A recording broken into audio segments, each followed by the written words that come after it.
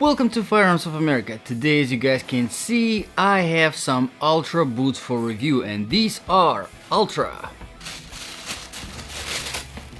Lone Peak 4, and I have to say these boots have been requested for review quite a few times already on this channel, and finally I do have them. So, to give you a brief overview, if you don't have time to watch the whole review, let me tell you overall I am very impressed. Currently $160 on Amazon, almost 280 reviews, 4 stars, overall pretty good ratings, very lightweight, very comfortable. Alright, if you do have time to watch the whole review, let's get into some serious details. So, some of you already know this review specifically for my Ultimate Survival Boots section.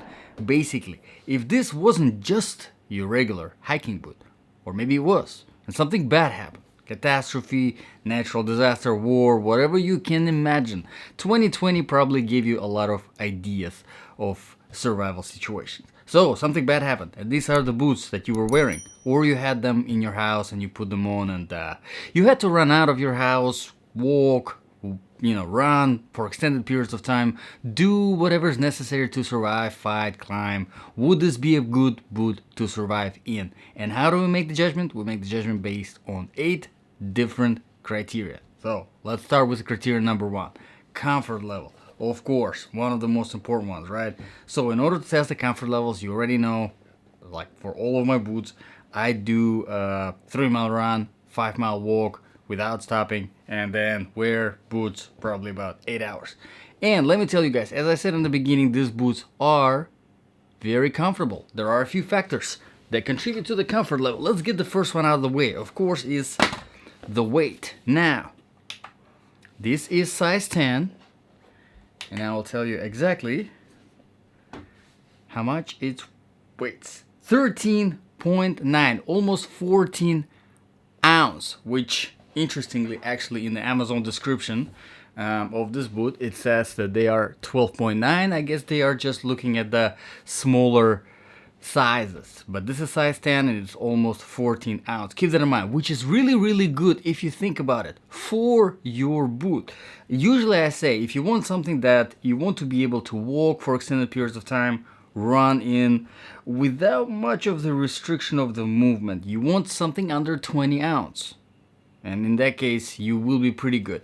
In this case, you have well under 20 ounce. 14 ounce is really impressive. Now, there's another factor that contributes to the comfort level. It is the flexibility of the bottom sole. And it is fairly flexible. Now, there isn't really a lot of it. It's probably about 1 inch. Let me tell you exactly. It'll probably be a little bit less than 1 inch.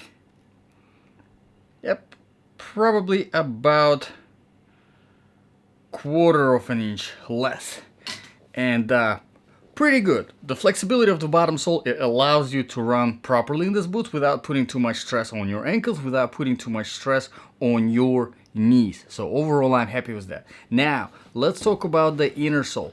Inner sole, there's really nothing too impressive with it. It's very sort of basic in a way. There is a little bit of a heel bed. It gives you a nice shape to keep your heel in place, helpful especially whenever you're running. Now there are some, as you can see, it looks kind of interesting from the back, very helpful with breathability. But one thing I wanted to mention here, it does not give you a lot of cushioning. You don't really have a lot of that stuff, that jelliness that takes away the impact. However, I wanted to mention, even when you remove the inner sole, there is another layer of jelly surface on the inside of the boot, which definitely helps taking away the impact. Of course, you probably already noticed all this cushioning here on the tongue and in the shaft. Pretty good, definitely helpful with the comfort level, of course. But one of the things that I wanted to point out here, you probably already noticed it yourself. The toe box is fairly wide. So if you do prefer wider toe box boots, you definitely gonna appreciate this. If you like that space in the toe box, you're gonna appreciate this boots. Personally, I prefer more of a smaller, tighter toe box, because I think it kind of helps, especially whenever you're running, that prevents your foot from wobbling around. However, because this toe box is practically, non-existent, it's a very thin material, it does not create that fatigue, from hard material from your toe smashing into top of that. So keep that in mind. Overall, pretty comfortable. Let's move on to the criteria number 2, which is proofing and protection. Now, let's quickly get it out of the way. Proofing wise, these boots are waterproof.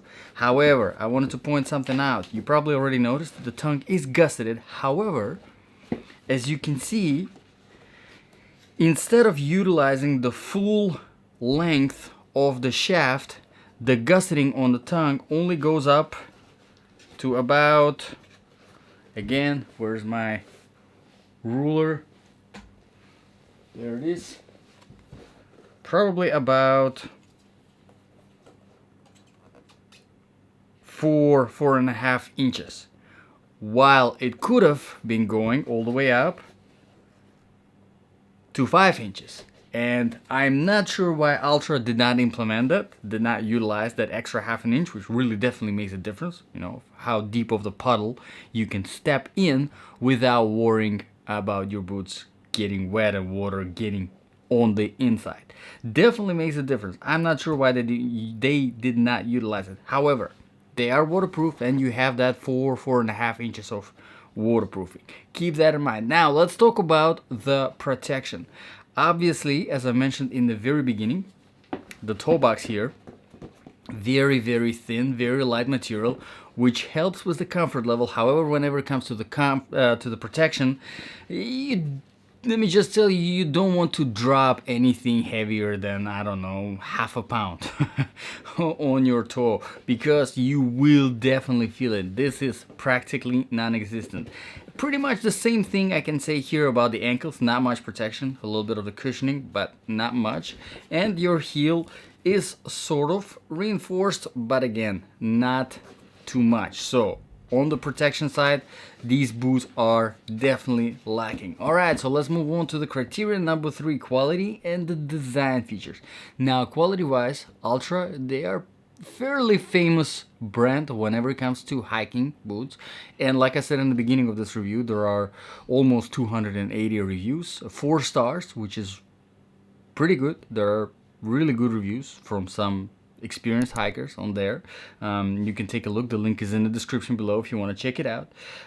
So overall, quality wise, they seem to be doing pretty fine. And of course, just having them in your hands, you can definitely tell that they were built fairly nicely. Now, in the design features part, I usually talk about the lacing system. And as you can see here, Altra decided to implement thicker strings. And I kind of do like overall the thicker strings. However, here I don't think they work very well, because you probably noticed the top 2 pairs of the hooks, they are actually closed hooks, and that kind of makes it for these thick strings slide through a little bit hard, not as easy as you would expect them to be. So I think Altra should have implemented either thinner strings or open hooks, these 2 pairs on the top. These hooks, however, as you can see, they're kind of mixed.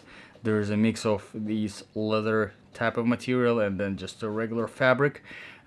Again, I think it would have been better if they were all the same. However, it is what it is, and I pointed out, and now you know. So let's move on to the criteria number 4, which is the outsole traction and stability. And this is where things get really interesting. I think this is where these boots definitely shine. As you can see, they have this really cool looking, called DuraTread, this outsole. And they refer to this as TrailClaws, because as you can see, you're gonna be walking on the trail and you will be leaving some marks of some predator of some sort, scare other hikers. Yeah, keep that in mind. A little bit of a downside, right?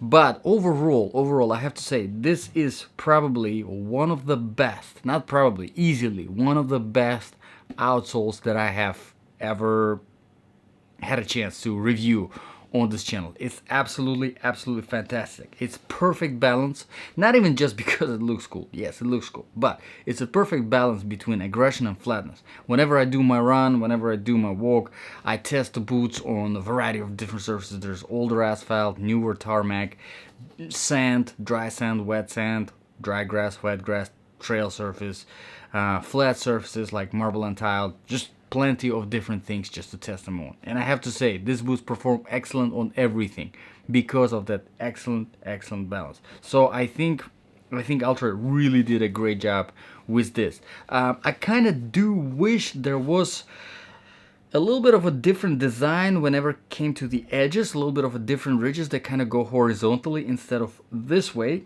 kind of go the other way. That would help you with some climbing, a rope or a tree, whatever it is. But other than that, absolutely excellent outsole. So let's move on to the criterion number 5. Very briefly, it's temperature. Now you guys know I live in Florida. I test most of my boots in Florida, unless they're winter boots, and I have to say they are very light, very breathable in a hot temperature. It was probably about 100 degrees whenever I was doing my testing. Definitely breathable, definitely light on the feet, no overheating at all, no problems there. Now whenever it comes to colder temperatures, obviously there isn't really any kind of insulations for these boots to offer, so I would not recommend this boot as your winter boot. But if any of you guys who are watching this review have experience with these boots in colder temperatures, again, let everybody know. That would be definitely very helpful. Alright, let's move on to the criterion number 6 very quickly. It's the sizing. Like I said, this is the size 10, and they're definitely true to the size. I always get my boots half a size bigger just to have a little bit of that extra space in the toe box.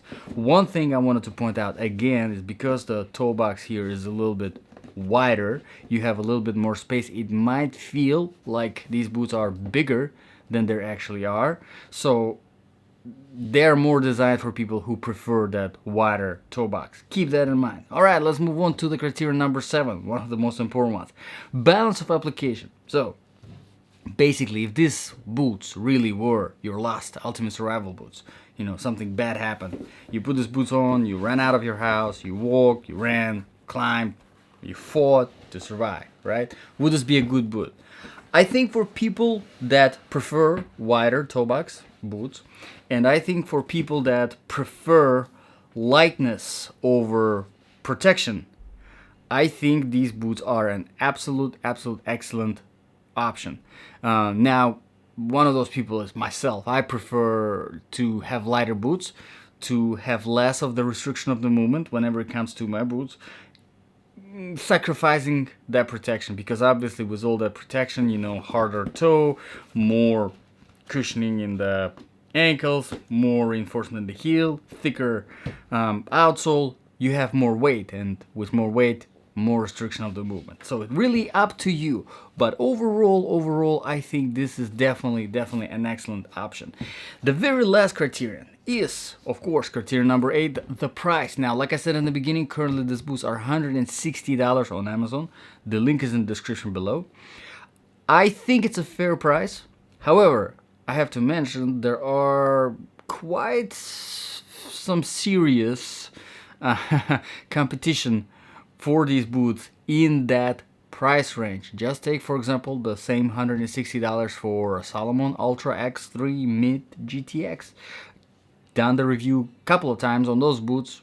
Check them out. They are here on my channel. Excellent boots. And of course there are a few other ones. So let me know, guys, in the comments below what you think about these Ultra boots. Would you consider them for your, hiking needs? Would you consider them as your main ultimate survival boots? If you have any requests for reviews in the future, let me know in the comments below. I always put those on my to-do list, and if I do get a chance to review those, I do them as the priority. Thank you very much, guys, for watching. This was Firearms of America, and I'll see you guys in the next video.